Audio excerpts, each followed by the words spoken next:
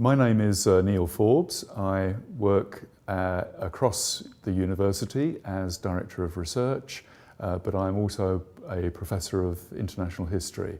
And as such, one of the areas of interest to me is looking at cultural heritage and how that can be investigated, examined and exploited for the benefit of not just academic purposes and research purposes, but also for the benefit of the wider community. We have devised a project known as RICHES, and RICHES stands for Renewal, Innovation and Change in European Society. And the key word there perhaps, or one of the key words, is change, because cultural heritage has been explored at various ways and at various levels, but we came to the conclusion that Europe is not a static entity. It is something which is dynamic, it's something which is changing, and it's changing in ways which aren't necessarily helpful for our understanding of cultural heritage. So our project is around looking at new ways to look at cultural heritage and to be able to communicate the benefits of that in new ways to a wider European citizenship. So in Coventry, we have a high level of expertise in working with digital technologies and applying digital technologies to various research areas. Therefore, we were reasonably confident that we could assemble a cross-disciplinary team, bringing together various disciplines to approach this particular issue. And with a view really to thinking about how Europe was undergoing a process of change.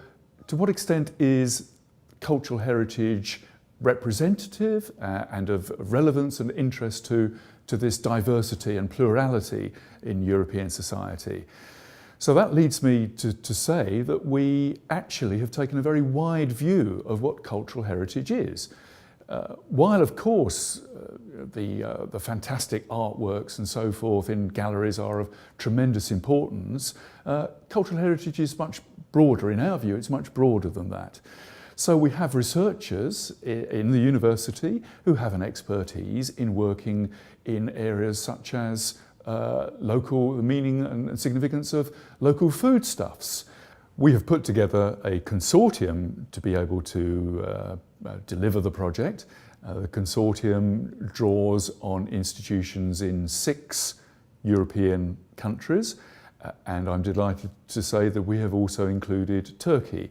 So what we're hoping to achieve in the project is to be able to identify some of the, if you like, the barriers that exist to making cultural heritage accessible to the widest possible audience and the widest possible community, identify those barriers and of course propose policy solutions. This is a European Commission project, and as such the European Commission is very keen to be able to point to the actual policy proposals or recommendations that we will be coming out with. So we would hope that the project can deliver something which is of significance and importance to European policymakers, those that have a responsibility for ensuring social cohesion and an improved quality of life.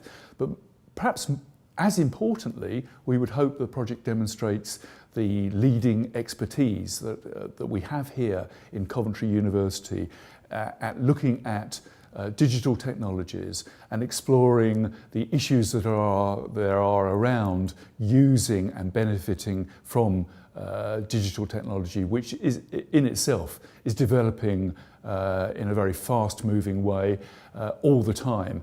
And that we can therefore show that we are alive to the implications and issues that arise from that, and that we can, in a sense, show how we can use digital technologies for the benefit of populations and communities, however they are defined, and that we can, in a sense, develop research expertise and enhance what we already do to be a world-leading player in this area.